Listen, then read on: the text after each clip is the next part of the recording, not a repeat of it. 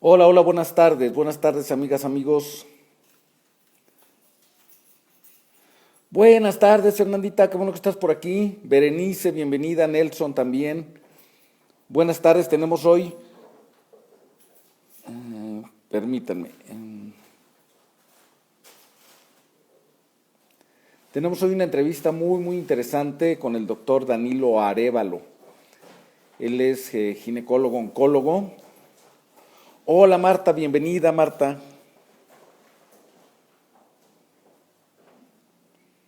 Eh, Les decía que tenemos una muy interesante entrevista con el doctor Danilo Arévalo. Él es ginecólogo, oncólogo. Ahora se une a la reunión. Quiero aprovechar para comentarles de este proyecto, de esta plataforma educativa internacional, Segunda Opinión, que sigue creciendo y creciendo. Danilo justamente se está uniendo. Buenas tardes, Martita, muchas gracias. Un saludo hasta Metepec. Él justamente se está uniendo a la plataforma muy recientemente. Ahora él se presentará con ustedes. Permítanme tantito. Y es una plataforma enfocada en la salud integral de la mujer, donde charlamos acerca de temas de salud física, mental, espiritual. Bienvenido, buenas tardes, Danilo, ¿cómo estás? Hola, ¿qué tal? Muy buenas tardes. Un saludo fraterno desde El Salvador. Muchas gracias, Danilo. Si me permites un minutito nada más para comentarles acerca de la plataforma, recordarles un poquito de los temas que estamos platicando. Sabes que se te ve muy cerrada la toma, tal vez un poquito más atrás la cámara para que te veas mejor, por favor. Voy enseguida, Entonces solo les decía, gracias. Entonces les comentaba, esta plataforma sigue creciendo, estamos enfocados en la salud integral de la mujer, salud física, mental, espiritual, y estamos contando ya con un equipo de 50 colaboradores dedicados a la ginecología y obstetricia, a la psicología, a la sexología, también a la nutrición, oncología, cirugía plástica, dermatología, puericultura, fisioterapia del piso pélvico, yoga, meditación, aquapilates, aquaerobics, terapias corporales, terapias holísticas, con amigos de México, El Salvador, Costa Rica, Panamá, Colombia, Perú, Argentina, España, Brasil, y amigos que están fuera de sus países de origen de Latinoamérica, en Florida, Texas y también en Noruega, ¿sí? Entonces, es una plataforma que muy satisfactoriamente está creciendo y creciendo.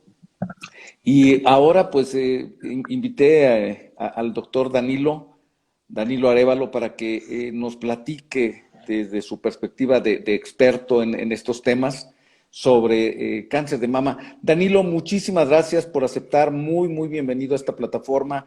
Yo quisiera que empezáramos pues platicando un poco de ti, si me haces favor de presentarte, platicarnos de tu eh, experiencia profesional, de tu formación académica, por favor.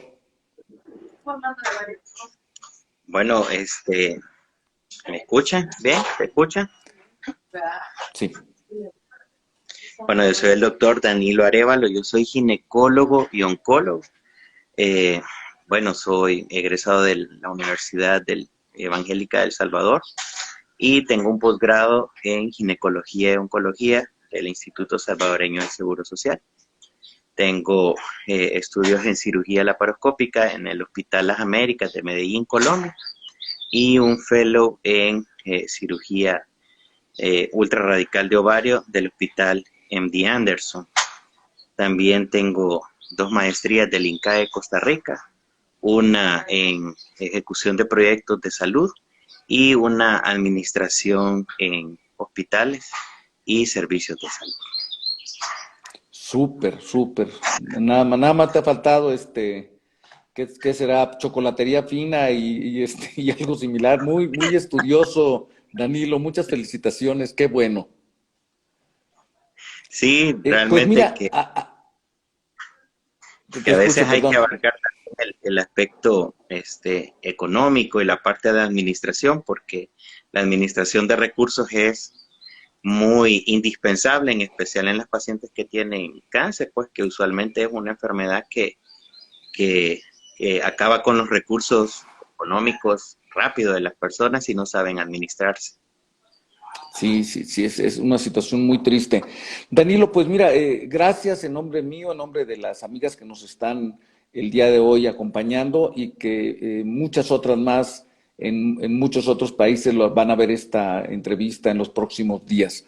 El tema, pues es un tema muy álgido, muy interesante, que siempre genera mucha inquietud en la mujer, que es el cáncer de mama.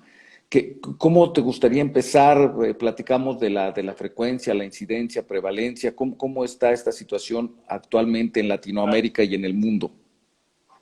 Bueno, creo que es importante que digamos pues que o definamos qué es el cáncer. Usualmente en los países de Latinoamérica, cuando las personas tienen un tumor, entonces lo asocian a cáncer, pero hay que decirlo que no todos los tumores van a ser cáncer. Claro. Una tumoración es un crecimiento anómalo de algunas células que causan una tumoración.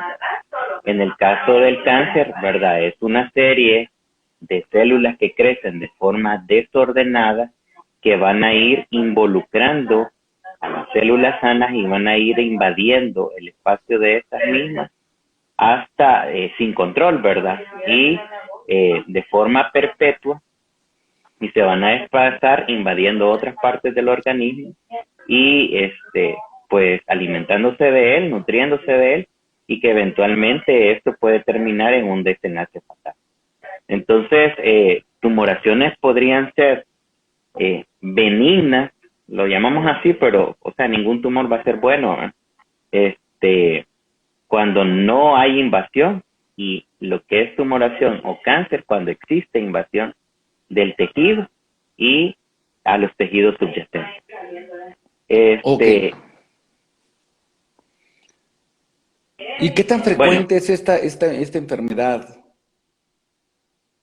en nuestro país, desgraciadamente, esto no es como muy tabulado, no existen una estadística fidedigna.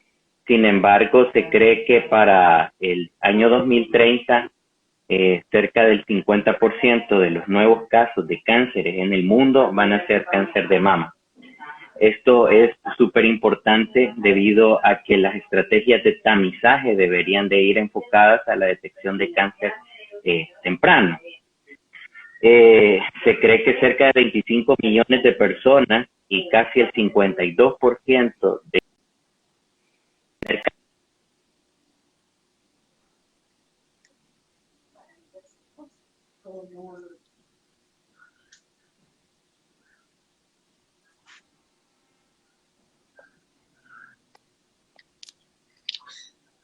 Perdón, Danilo, te perdimos un momentito.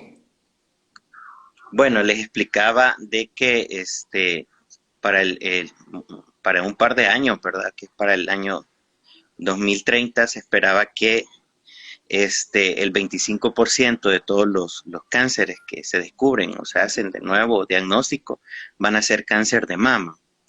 De estos, el 52% van a ser en países como los nuestros, que son latinoamericanos.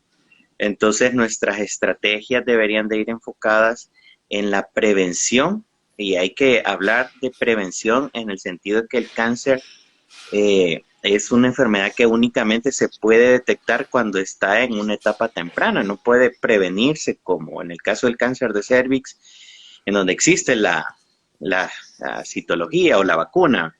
En este caso, pues se detecta de forma temprana y se cree que para el 2050 cerca del 90% de las muertes por cáncer van a ser debido a cáncer de mama. Entonces, es una situación que si no le ponemos empeño desde ahorita, pues puede ser una catástrofe a futuro.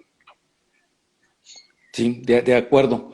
De acuerdo, muy, muy triste el panorama, y más si no le ponemos atención.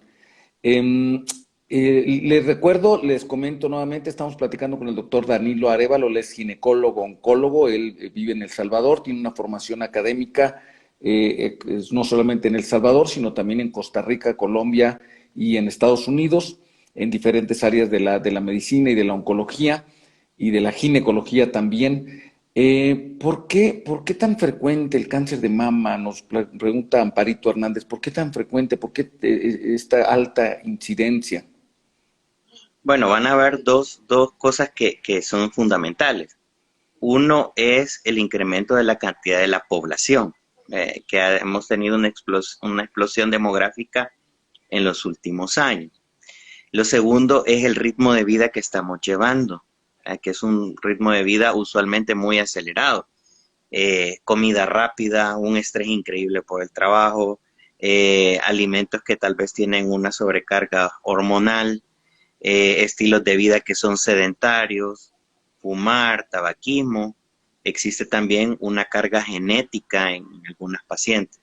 Cuando hablamos de cáncer de mama, no podemos atribuir a una sola causa en específica, sino que tenemos que decir que las cosas son multifactoriales.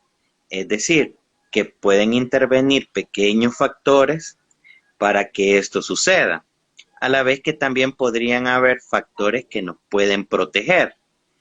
Pero esto no es como sumar y restar, ¿verdad? No significa que Sí. si yo llevo un estilo de vida saludable no me va a dar, o si yo no fumo no me va a dar, o si yo no bebo no me va a dar, ¿verdad? Sino que significa que tiene que haber un pequeño detonante que puede ser, no sé, inclusive a veces algo tan sencillo como un evento de estrés en la familia, un duelo, un pequeño golpe que puede desencadenar esta enfermedad.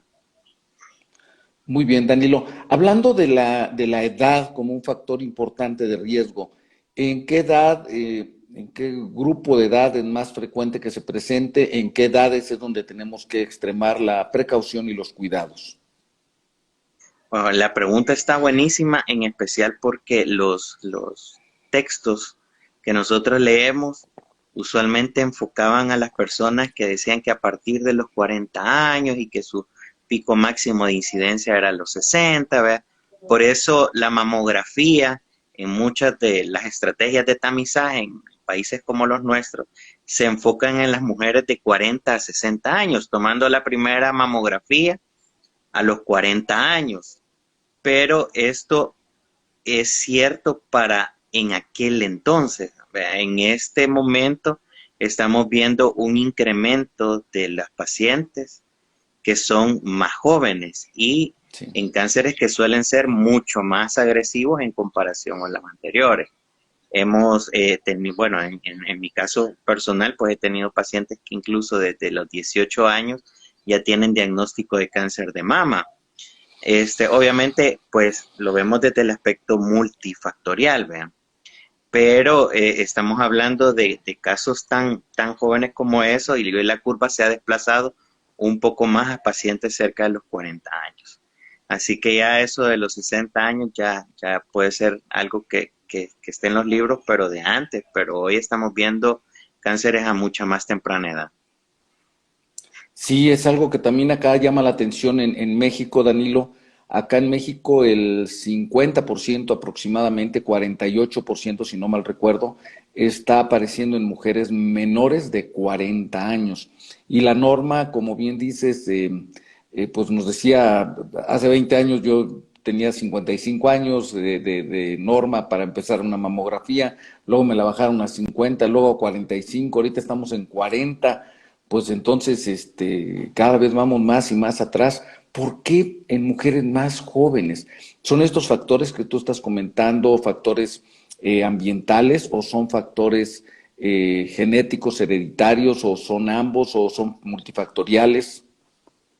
Pues el 80% de todos los nuevos casos de cáncer van a ser del ambiente, ¿verdad? Es decir, que aquí vienen involucrados el contacto con radiación, una mala dieta, estrés, ingerir bebidas alcohólicas, fumar. Y solamente un 20% de los casos se van a deber a alteraciones genéticas, es decir, una herencia. Entonces, herencia en primera línea, que es decir, mi mamá, mi papá, mi abuela materna, ¿verdad? Que son la parte que más influye, ¿verdad? Lo digo pues porque algunas personas dicen, es que yo tuve un primo cuarto que tuvo cáncer, y Sí, no, sí, no sí. cuenta, ¿verdad? Pero no solamente cáncer de mama, también están involucrados cáncer de ovario y cáncer de endometrio, cáncer de colon, que podrían haber algunas alteraciones en algunas partes de los genes que pueden hacer que estas personas sean más susceptibles a enfermarse de cáncer. Perdón, entonces, a ver, repitiendo esto aquí, tomándolo nuevamente, la herencia es más importante en cuando ha aparecido una enfermedad, un cáncer, y no solo cáncer de mama, también cáncer de endometrio, cáncer de ovario y cáncer de colon en primera línea. Entonces es mamá, Exacto. abuelita, hermanas, tías. Sí, exactamente, ¿verdad? La más influencia siempre va a ser la rama primaria, que va a ser mamá, abuela, y hoy se está investigando que también la rama paterna tiene una influencia bastante importante. Aquí, espérame tantito, porque aquí hay una chica, Betty, de Buenos Aires, que ya casi se me tira de la ventana, porque pues se acaba de dar cuenta que además de que su mamá, su abuelita tuvo cáncer de mama, su papá tuvo cáncer de colon. Sí, realmente existen algunos criterios clínicos para poder eh, decir o tomar una prueba genética. Desgraciadamente las pruebas genéticas para saber si existen alteraciones que hagan que una persona sea más propensa a tener cáncer suelen ser muy costosas. Entonces hay que ser selectivos. Estos criterios pueden incluir 2 o 3 familiares que han tenido cáncer en primera línea de rama, ¿verdad? La otra es un paciente de línea principal y un familiar con antecedentes de un cáncer raro, ¿verdad? Algo que no, un cáncer que no es usual, ¿verdad? Y ya vamos a hablar acerca de los tipos de cáncer de mama que existen. Estos tienen indicación de tomar una prueba genética. O, por ejemplo, en mi familia hay un antecedente de cáncer a una temprana edad. Entonces, ahí existe también un criterio para poder tomar las pruebas genéticas. Ok, ¿el antecedente de cáncer cervicuterino en algún familiar tiene influencia, incidencia sobre el tema de cáncer de mama? Realmente el cáncer del cuello del útero o de cervix se debe a la infección del virus del papiloma humano en casi la mayoría de los casos. Por lo tanto, no tiene tanta relación con cáncer de mama, debido a que aquí existe un virus que me está haciendo un cambio en la mucosa del cervix que la transforma en un cáncer. Los otros cánceres se deben pues a una malignización de la célula debido a distintas cosas, ¿verdad? Y teorías, inflamación continua, un mal sistema inmunológico, algunas deficiencias en algunas proteínas de las células que me permiten eliminar las células con mutación. Yo creo que las personas que nos están viendo habrán escuchado el ejemplo de la fotocopia y creo que ese es el mejor ejemplo de cuando hablamos de cáncer. Cuando uno tiene una copia, lo saca en la fotocopiadora. Recordémonos que el cuerpo de nosotros todos los días está haciendo cambios celulares, ¿verdad? Y está sacando copias de una misma célula. Lo que nosotros esperaríamos es que todas las copias sean iguales o idénticas a la primera, pero eventualmente una de las copias, por ejemplo, podría salir muy oscura o otra podría ser muy clarita, ¿eh? Y entonces existe una persona que está pendiente de eso, ¿verdad? Y cuando ve la muy oscura dice, esto no sirve, la rompe y la desecha, ¿verdad? Pero en algunas pacientes esto no ocurre, y entonces deja pasar la oscura.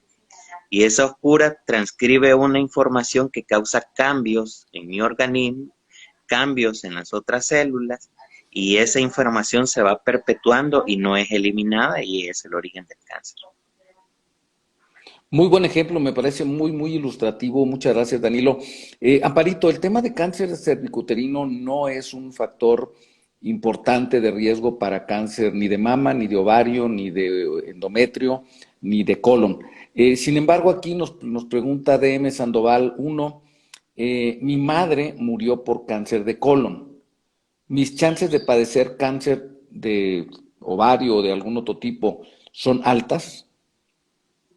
Podría existir un chance. Ahora, recordémonos que desde el punto de vista genético, eh, pues tiene su lado paterno, ¿verdad? Y como somos cromosomas, bueno, en el caso de las mujeres son cromosomas X, ¿verdad? Parte de los cromosomas paternos podrían compensar el lado afectado materno.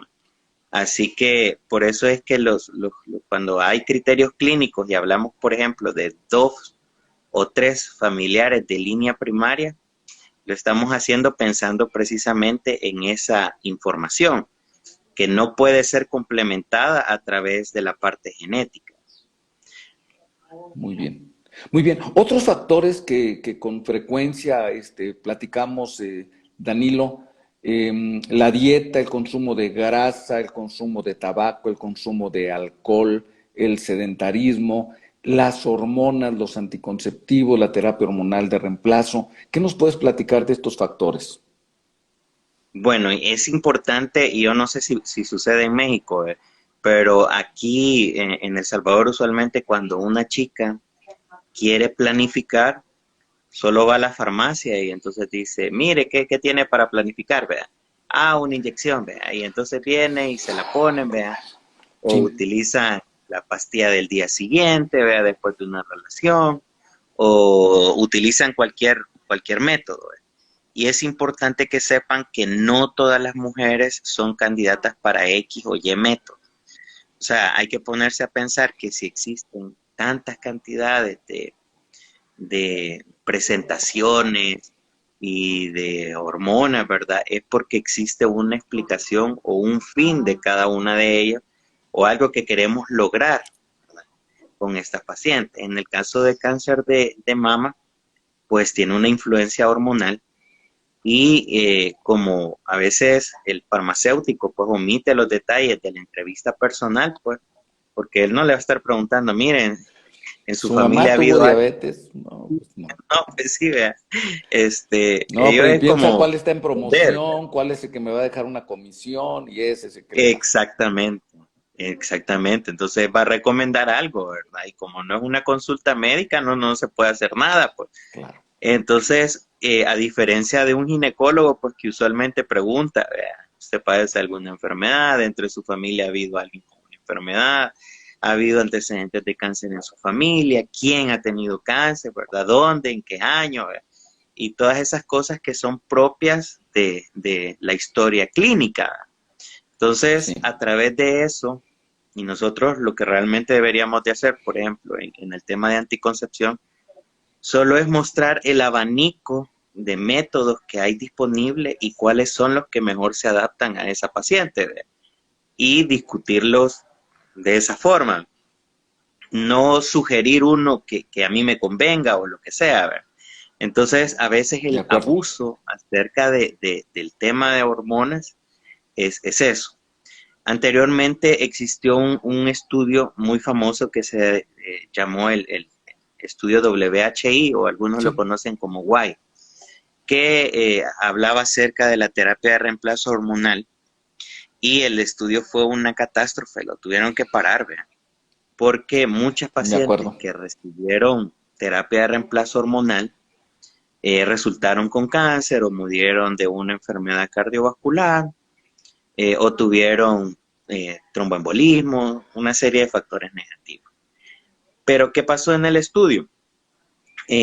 Usaron terapia de reemplazo hormonal en pacientes que tenían algunas enfermedades metabólicas, algunas eran pacientes obesas, otras fumaban, otras pacientes tenían antecedentes de cáncer de mama en su familia, pacientes que tenían Exacto. 70, 80 años, ¿verdad? Que También. ya no, ¿verdad?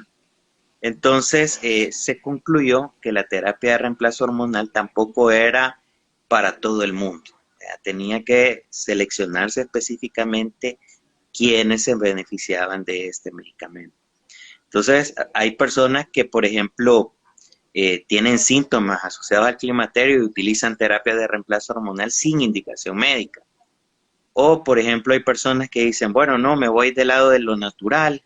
Y entonces, del lado de lo natural, por ejemplo, tenemos los terapias de reemplazo que son a base de soya, ¿verdad? Pero la soya a la larga es un fitoestrógeno que tiene la misma actividad de una hormona. Entonces, realmente hay pacientes que ni siquiera podrían utilizar esto, ¿verdad? Porque también esta hormona, aunque es de origen vegetal, podría causar cambios propios del cáncer. Sí. Pues obviamente fumar, beber y todo lo demás lo que hace es debilitar mi sistema inmunológico, y esto lo que hace es que no puede identificar las lesiones que van convirtiéndose en cáncer y pues ahí se origina. Sí, te pregunto esto, Danilo, del tema del alcohol, tabaco, el peso, sobrepeso, las grasas exógenas, porque muchas mujeres están muy al pendiente y muy temerosas de las hormonas, pero no cuidan ni la actividad física, ni la alimentación, ni ningún otro de los temas importantes relacionados con el riesgo de cáncer de mama. Sí, no, o sea, imaginémonos que, por ejemplo, nuestro cuerpo es una ciudad, es una ciudad que cuenta con todo, escuelas, ¿verdad? Policías y todo, ¿verdad? Entonces, si nosotros hablamos acerca de los factores como obesidad, tabaco, entonces imaginémonos qué pasaría si en nuestra ciudad, por ejemplo, hay mucha basura en las aceras. Eh, pues sería muy difícil mantener el orden en una ciudad así, ¿verdad? O para las policías, por ejemplo, ¿qué pasaría si hay lugares donde bares y todo eso donde se pueden esconder los maleantes, ¿verdad? Entonces, cuando nosotros tenemos hábitos de vida que no son buenos, que consumir grasa y los chicharrones y los tacos son riquísimos, ¿verdad? Los tacos de Me lengua, consta. ¿verdad? Increíble, ¿verdad? Este, pero todos los días podría ser perjudicial, ¿verdad? Y es que la naturaleza está creada para que nosotros comamos de todo muy variado, ¿verdad? No solo centrarnos en una cosa, ¿verdad? Y hace poco salió el tema de carne roja. Entonces la gente era como, no como carne roja porque da cáncer, ¿verdad? Pues claro, ¿verdad? Si la consume todos los Todos los días, ¿verdad? días. Y de forma muy continua, pues algo le va a dar, ¿verdad? O si usted come chocolate todos los días, quizás va a terminar siendo diabético, o si usted consume sal todos los días, probablemente va a terminar siendo hipertenso, ¿verdad? Entonces, los alimentos existen para que estén de forma equilibrada. Cuando nosotros Muy no bien. llevamos un estilo de vida adecuado, pues nuestra ciudad está desordenada y hace muy difícil que mi sistema inmunológico pueda combatir enfermedades, no solo asociadas al cáncer, sino que cualquier tipo de enfermedad. Sí, de acuerdo. De acuerdo, ese es el tema, sobre todo con la dieta, que no la balanceamos, y en el tema de la carne específicamente, que nos gusta la carne con más grasita, la que tiene más vetas, más marmoleado, ¿no?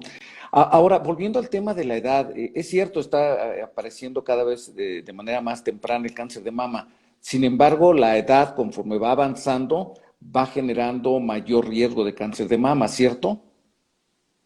Sí, realmente hay que tomar en cuenta algo, ¿verdad? Usualmente, cuando nosotros hacemos diagnóstico de cáncer de mama, el siguiente paso es preguntarnos en qué etapa se encuentra la paciente, ¿verdad?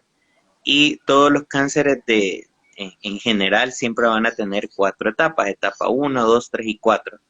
Etapa 1 va a significar que es un cáncer que está pequeño, etapa 4 significa que es un cáncer que se ha diseminado por todas las partes. Entonces, obviamente, una etapa 1 va a tener un mejor pronóstico a largo plazo porque es un cáncer que probablemente podemos tratar y podemos controlar a través de cirugía u otra cantidad de medicamentos.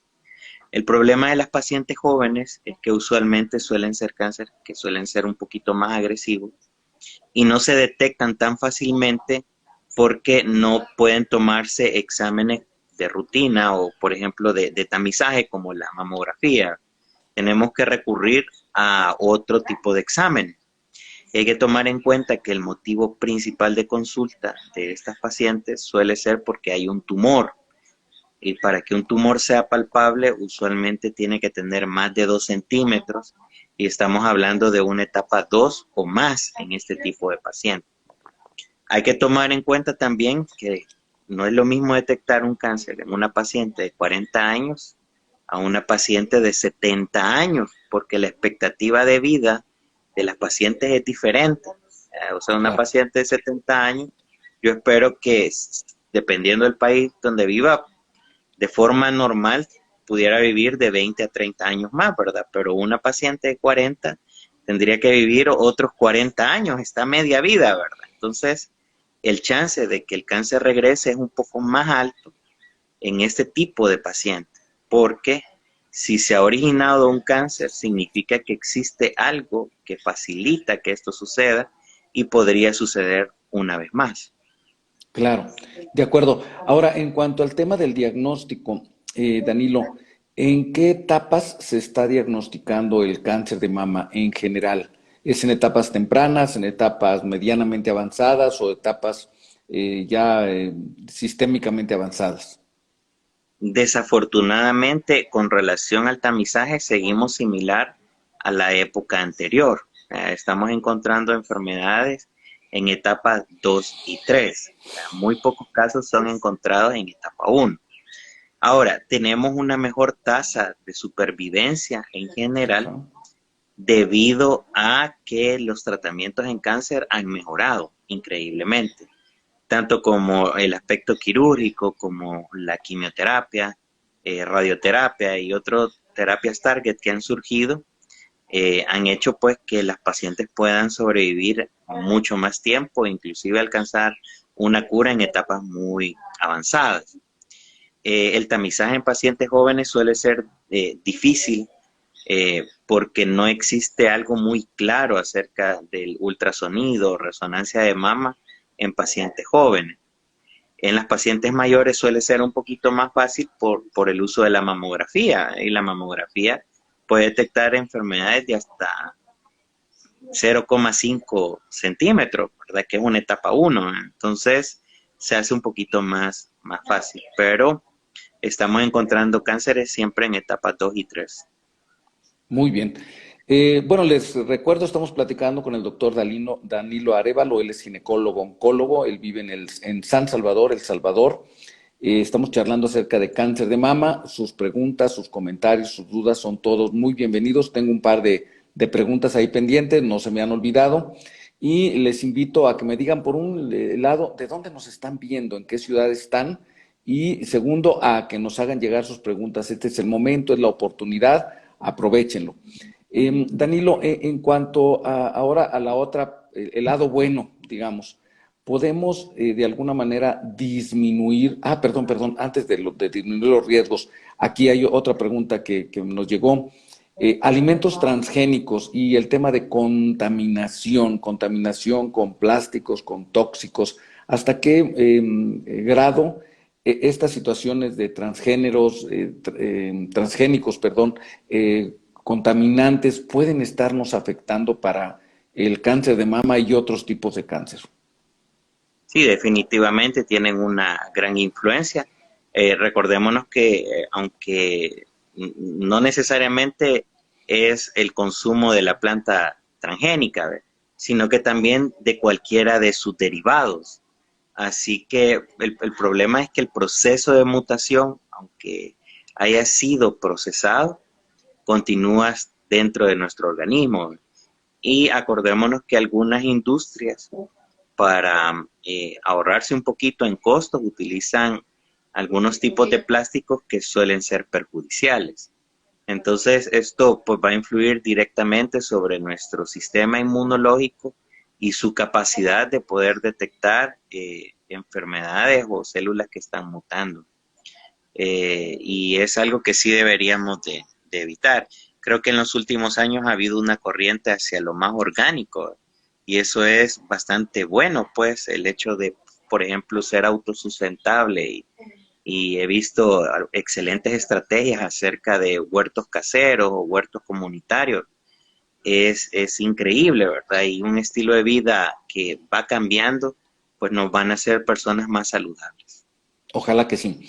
Ahora te decía, viendo el lado bueno de la moneda, y aprovecho para saludar aquí a nuestras amigas que están en Brasil, Mer Yoga Terapia, en Canadá, en Goodbridge, Canadá, de M. Sandoval, en El Salvador, Nelson Una Voz, Amparito desde Toluca, Marta Carvajal está también por allá en Metepec, Betty Araya desde Buenos Aires.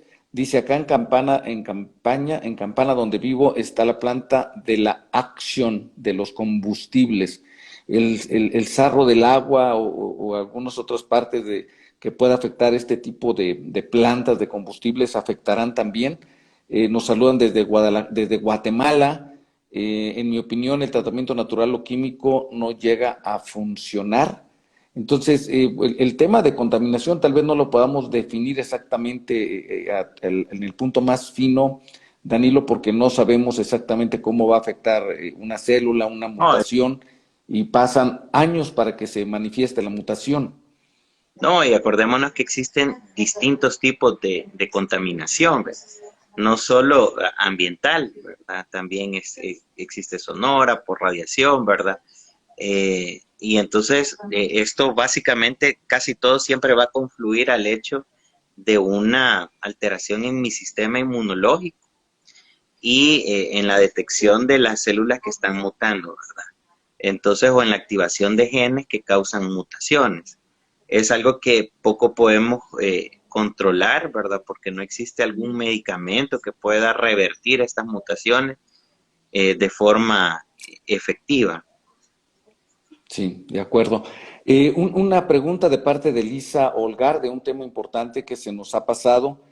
Doctor Marín, doctor Danilo, una mujer que nunca ha amamantado puede desarrollar cáncer de mama. Y yo te agregaría aquí, Danilo, el hecho de no embarazarse y embarazarse tardíamente, que te pediría que lo definieras. ¿Cómo Y bueno, afectan todas estas situaciones el riesgo de cáncer de mama?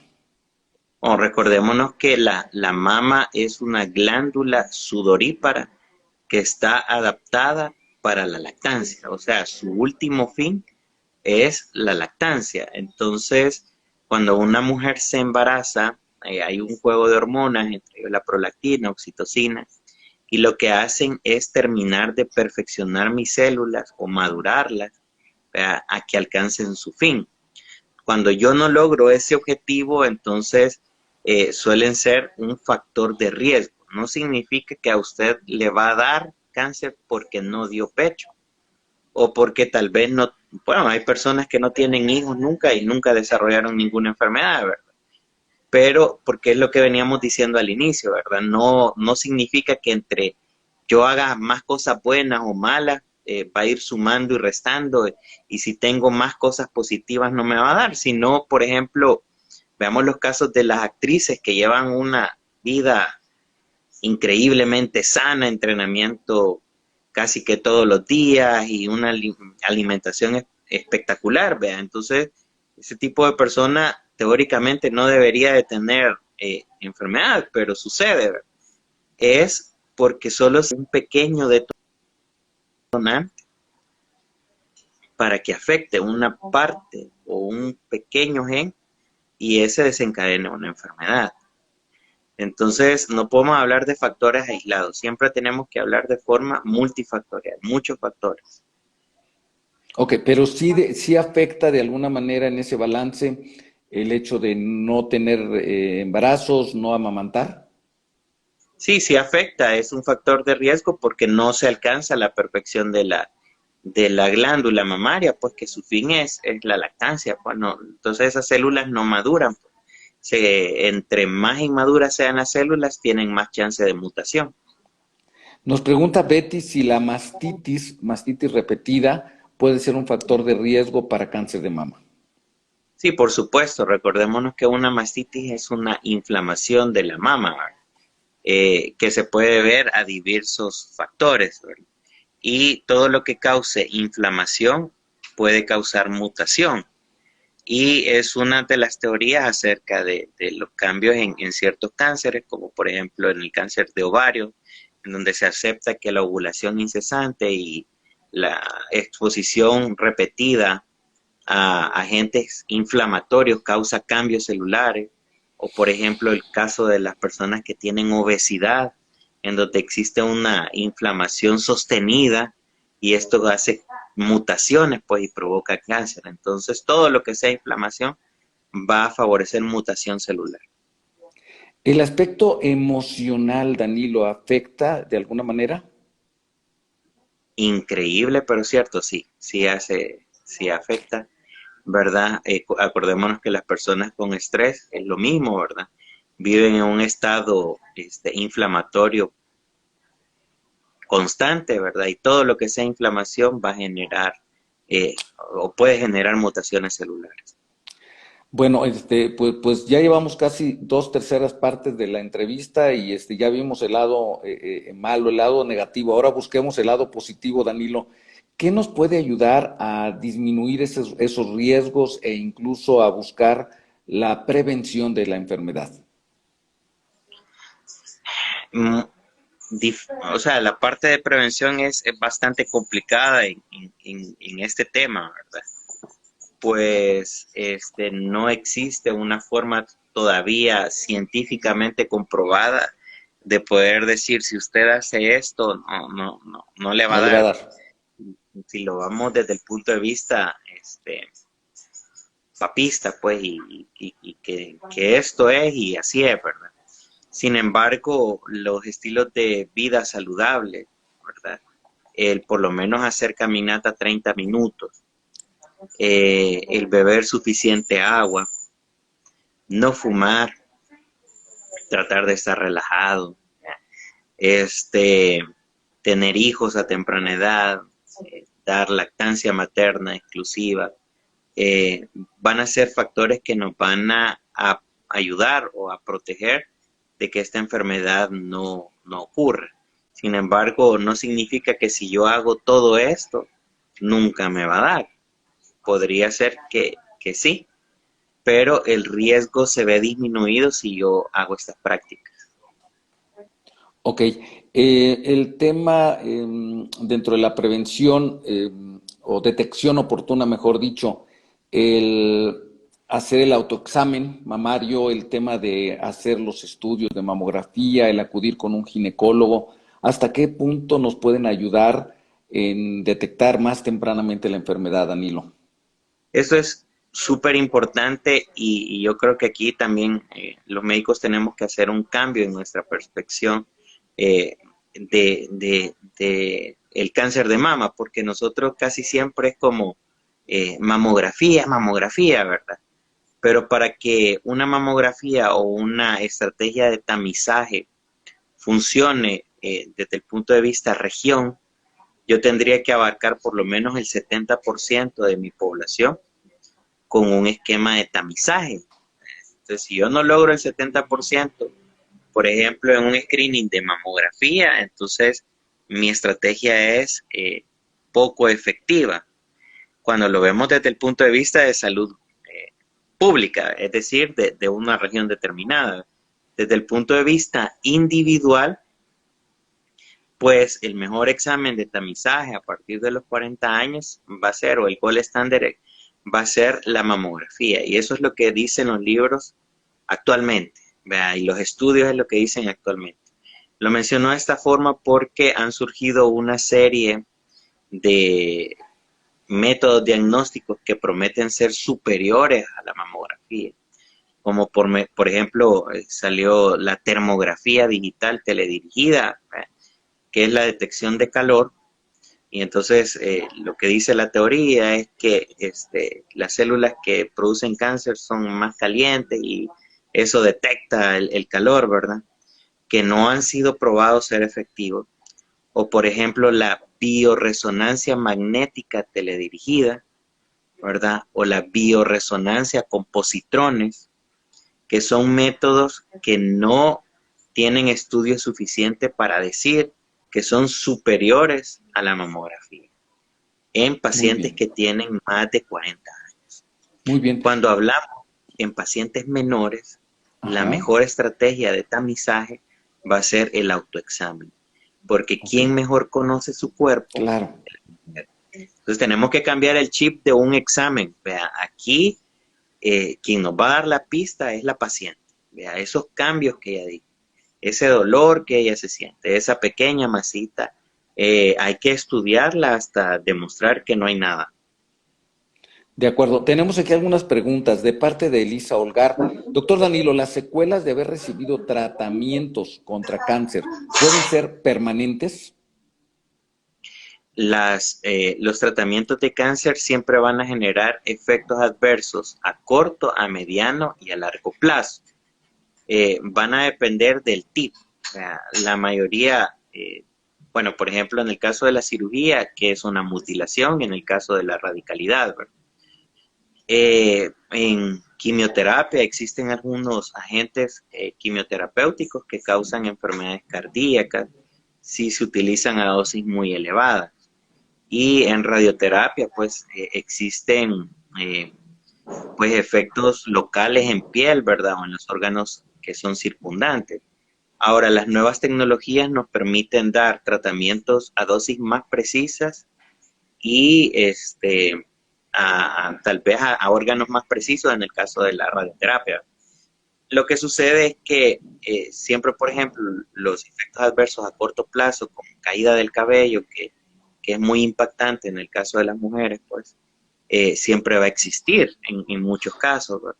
O esas náuseas al administrar quimioterapia, eso solamente se puede controlar con medicamentos, pero siempre van a existir cosas a corto plazo y a largo plazo podrían existir dependiendo de la agresividad del tratamiento.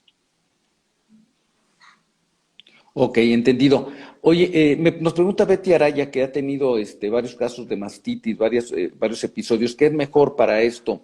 ¿Usar sacaleche, usar masajes? Sí, indudablemente, bueno, lo primero es que tiene que consultar con un médico especialista, ¿verdad? Y él tiene que hacer una historia clínica completa y determinar cuál es el factor de riesgo que existe en ella. Va a necesitar algunos estudios de gabinete, dentro de los cuales podría ser que sea necesario un ultrasonido. Dependiendo de la cantidad de secreción y el tipo de secreción, podría ser necesario una impronta de la lechita o de la secreción que salga, ¿verdad? Y usualmente en las pacientes que tienen mastitis granulomatosas, que es una enfermedad autoinmune, el tratamiento de elección son esteroides para disminuir la agresividad del sistema inmunológico que ataca las células. En el caso de las mastitis ocasionadas por la lactancia, pues sí, hay que sacarse la leche, ¿verdad? Y la antibioticoterapia va a ser esencial. La mastitis durante la lactancia no es contraindicación para no continuarla, ¿verdad? Porque hay mujeres que no le di pecho porque me dio mastitis, a menos que sea de las dos mamas, pero si solo es una, se está extrayendo la leche, puede continuar la lactancia. De acuerdo. Amparito nos dice, o sea que de todos modos, volviendo al tema de los detonantes, nos daría con solo un detonante, aún así nos alimentemos muy bien, hagamos ejercicio o viviendo en paz. Sí existe esa posibilidad, por eso el llamado de atención es hacerse el autoexamen, hacer el autoexamen todos los meses y a tratar de identificar cambios en las mamas, porque cada persona conoce su cuerpo. Al detectar cualquier cambio, dolor, zona que se ve más irregular o tumoración, entonces tendría que haber una consulta rápida. Con lo anterior no quise decir que a todos nos va a dar cáncer, pues, como les digo, pues, hay personas que, y a veces uno se enoja, ¿verdad? Porque hay gente que fuma un montón, ¿verdad? Y no le da nada, y otro que fumó un cigarrito y ya tiene un gran cáncer de pulmón, ¿verdad? Pero hacer hábitos que no son saludables me incrementan el riesgo no solo de cáncer, sino de cualquier tipo de enfermedad, ¿verdad? De Entonces, acuerdo. mejor elegir el estilo saludable para disminuir el riesgo no solo de cáncer, sino de otras enfermedades. Sí. Una consulta técnica lingüística. Elisa Olgar, ¿cuál es la diferencia entre una mamografía y una mastografía?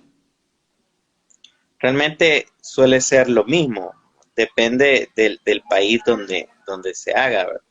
Nosotros aquí en Latinoamérica es un poco más usual, bueno, aquí en el lado de Centroamérica es mamografía, ¿verdad? Igual yo lo Pero digo es, así, mamografía, pero acá en México hay mucha gente que dice mastografía, que para mí mastografía pues es mastoides, sí, es otra cosa. realmente que hubo un tiempo en donde, por ejemplo, existe la diferencia entre mama y seno, por ejemplo, entonces, si son lo mismo, no son iguales, ¿verdad? Y entonces, la mama hace referencia casi que exclusivamente a la glándula y seno, que incluye toda la parte exterior, incluyendo el pliegue o el surco que se forma entre el externón, ¿verdad? Entonces, ¿qué es la diferencia? Pero es lo mismo, es cuestión de perspectiva y de lingüística.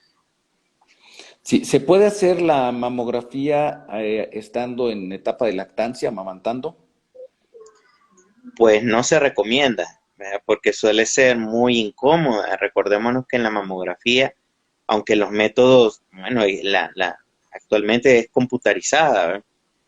Y entonces anteriormente lo que era la mamografía placa, era una placa de rayos X que se adecuaba a la mama, ¿verdad? Entonces lo que teníamos antes eran dos placas de metales que apachaban el seno, ¿verdad?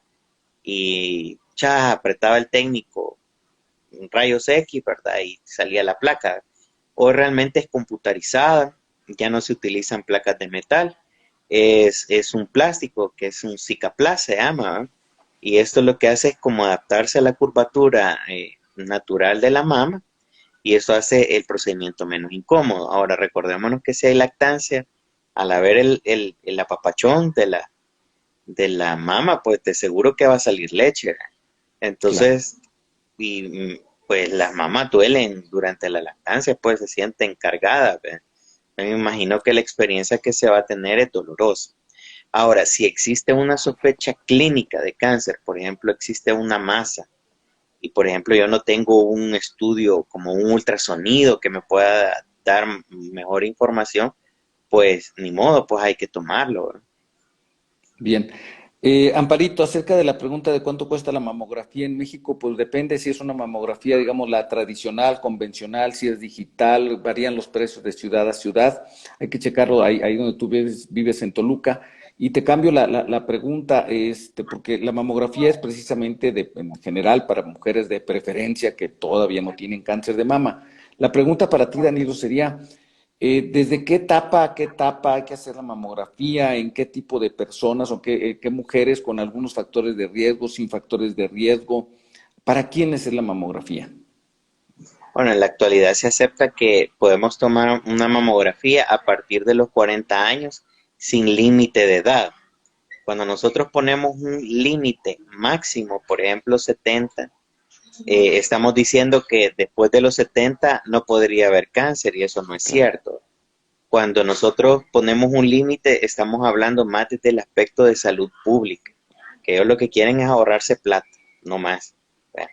Pero podría ser útil la mamografía también en pacientes menores de esa edad, si por ejemplo han habido antecedentes de familiar de ellos que han tenido cáncer a edad más corta. Más temprana. Entonces se acepta que hasta 5 años menos desde la edad más corta del diagnóstico de cáncer en mi familia.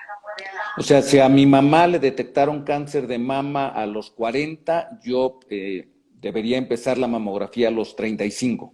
A los 35, si fue a los 30, entonces podría iniciarla desde los 25 años. Muy bien. Danilo, y acerca del marcador, del marcador tumoral BRCA1, BRCA2, que también a veces nos preguntan, ¿para quiénes, cuándo?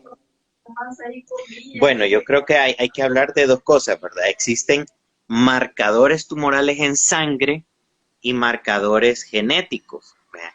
desde este sentido, vea, por ejemplo, existe un marcador en sangre que es el CA15-3, que es un marcador inespecífico de una enfermedad y que solo debe de utilizarse para el seguimiento de las pacientes con cáncer. Y existen los marcadores genéticos, como la alteración del gen BRCA1 y BRCA2, que lo que nos marcan es que existe un riesgo aumentado de tener cáncer debido a una alteración genética. Entonces, hablamos al inicio de que el cáncer del 100% de los casos, 80% suelen ser esporádicos, que es por el ambiente, y 20% se debe a este tipo de alteraciones, que es Una la más influencia común. genética. Aunque existen otros genes que también podrían causar cáncer de mama, ¿verdad? Entonces, los paneles para genéticos usualmente ya no solo toman dos marcadores, toman hasta 25 marcadores, que son como los involucrados más frecuentes en este tipo de enfermedad. Muy bien. Una última pregunta, Danilo, porque ya se nos acabó el tiempo. ¿A quiénes les recomendarías tú que se hicieran una mastectomía sin tener todavía la enfermedad, sin tener cáncer de mama? ¿Hay algún caso?